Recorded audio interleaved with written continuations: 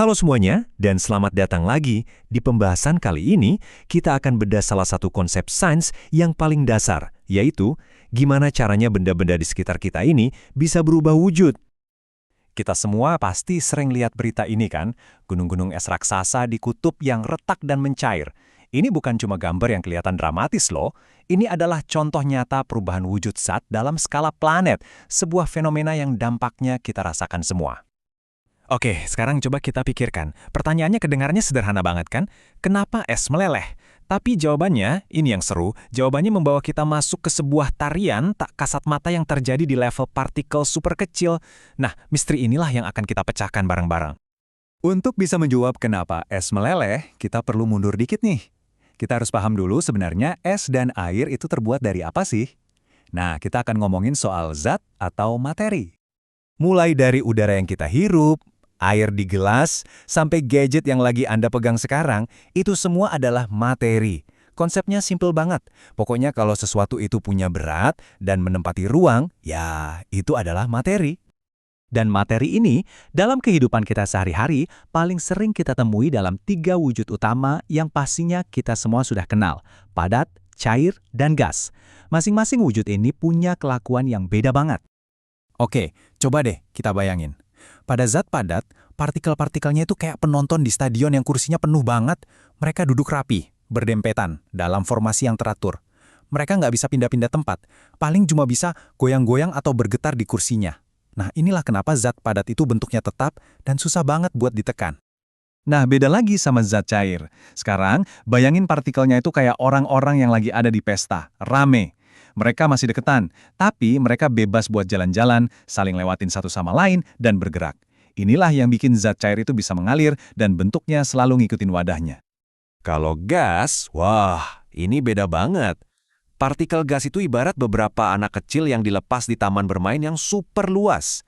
Jaraknya jauhan, mereka lari-larian super cepat, acak ke semua arah. Makanya, gas itu gampang banget menyebar kemana-mana dan gampang juga buat dimampatkan.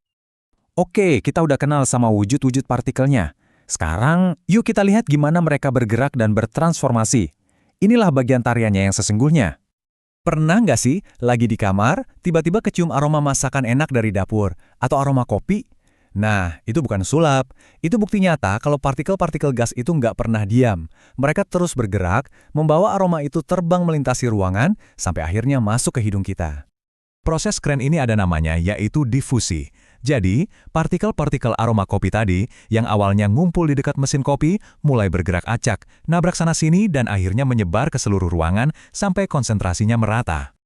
Jadi, gimana sih proses perubahan wujud itu terjadi? Kita ambil contoh air ya. Saat es dipanaskan, partikelnya bergetar makin heboh.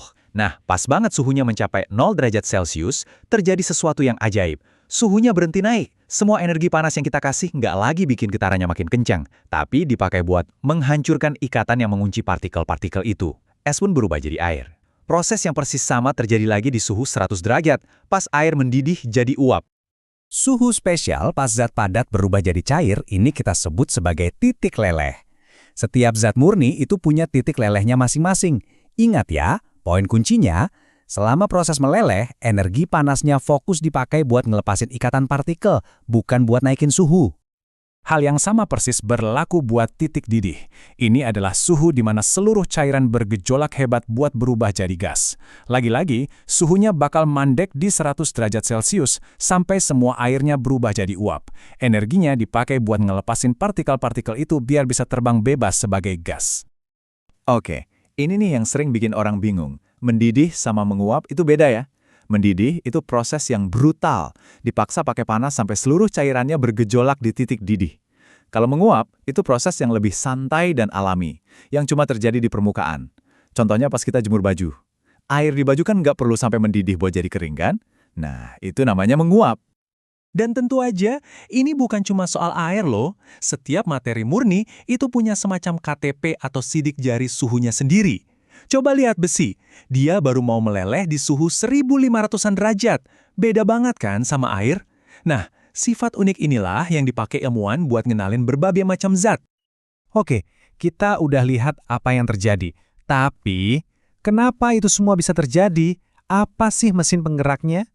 Nah, sekarang waktunya kita kenalan sama dua pemain utamanya, suhu dan kalor. Gampangnya gini, suhu itu adalah skor seberapa heboh atau seberapa cepat partikel-partikel di dalam suatu benda itu bergerak. Kalau suhunya tinggi, artinya partikelnya lagi gerak super cepat. Kalau suhunya rendah, ya gerakannya lebih lambat. Nah, ini perbedaan yang penting banget. Kalau suhu itu skornya, kalor adalah energi yang ditransfer yang menyebabkan skor itu berubah. Waktu Anda pegang secangkir kopi panas, tangan Anda jadi hangat karena ada energi kalor yang pindah dari kopi ke tangan Anda. Jadi, kalor itu energi yang sedang berpindah. Dan perpindahan energi kalor ini punya efek samping. Ketika partikel-partikel dapat energi dan bergerak makin heboh, mereka jadi saling dorong dan butuh ruang yang lebih besar. Fenomena inilah yang kita sebut pemuaian. Hampir semua benda di dunia ini akan sedikit membesar ukurannya kalau dipanaskan. Oke, teorinya keren. Tapi, terus kenapa? Buat apa kita tahu ini semua? Jawabannya, karena sains ini ada di mana-mana, di setiap sudut kehidupan kita. Kenapa ada celah di rel kereta api? Itu karena para insinyur tahu rel dari besi itu akan memuai di siang hari yang panas. Memasak itu pada dasarnya adalah seni mentransfer kalor. Jemur baju itu memanfaatkan penguapan. Bahkan saat Anda melihat napas Anda sendiri di hari yang dingin, itu adalah proses kondensasi. Konsep-konsep ini benar-benar ada di sekeliling kita setiap saat. Pada akhirnya, kutipan dari filsuf Yunani kuno, Heraklitus ini, ngena banget.